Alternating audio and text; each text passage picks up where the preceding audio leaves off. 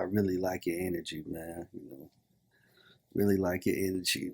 The biggest lesson wrestling taught you about discipline and pain tolerance. It taught me to be tough, but it also, taught me to not be afraid of falling. Because if you're gonna be a wrestler, you can't be afraid to fall. So I apply that to life. That in life, when you got things you're trying to do, you can't be afraid to fail. Because a lot of the great people who have ever did anything great, everybody had that time period where it looked like they weren't gonna make it or whatever, but they took the risk and it worked out. Exactly. Oh, yeah. Exactly. How close are you to going pro, and what's the timeline?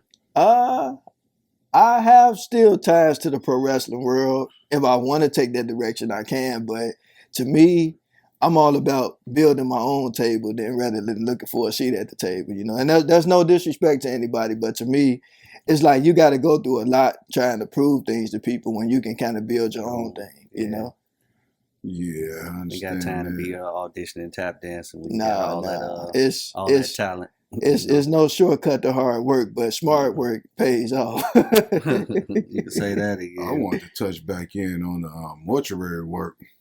Like your first day on the job, like what hit you the hardest? Like your first day there? Well, when I first started, because I'll tell you that my teacher, I got to always thank my teacher, Miss Anderson, because she was the one that called Spencer Leak Jr.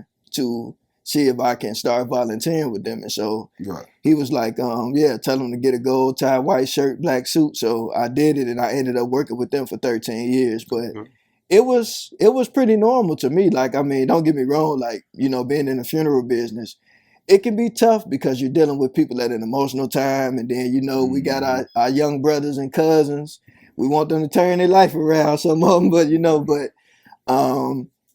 it can be rough, man, because you deal with all type of situations, and again, all life is precious. But, sometimes when we, get, situations where people have been killed, and sometimes that can be rough on the family. And then you got to worry about retaliation and police. And I'm sure. And then not even just that, like sometimes just regular families fighting over insurance policies. You know what I'm saying? Like all that stuff, Yeah. I think that's more tough than dealing with the dead. Yeah, exactly. Oh yeah. Anytime there's death in the family, you're gonna see some drama. Oh man, I'm trying to tell you, I remember some family was fighting over some chicken in the parking lot. In the wintertime with the shirts off. I said, that must have been some good chicken. Yeah, gotta be some good chicken. So you being around all that death, so how did it change how you live now?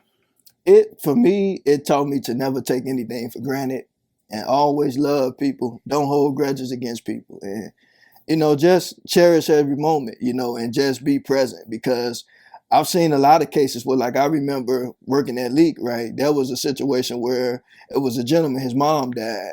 I was talking to him at his mother's funeral. 3 weeks later, we put the casket in the chapel. And I opened the casket. It was the guy I was talking to. Literally 3 weeks. Wow.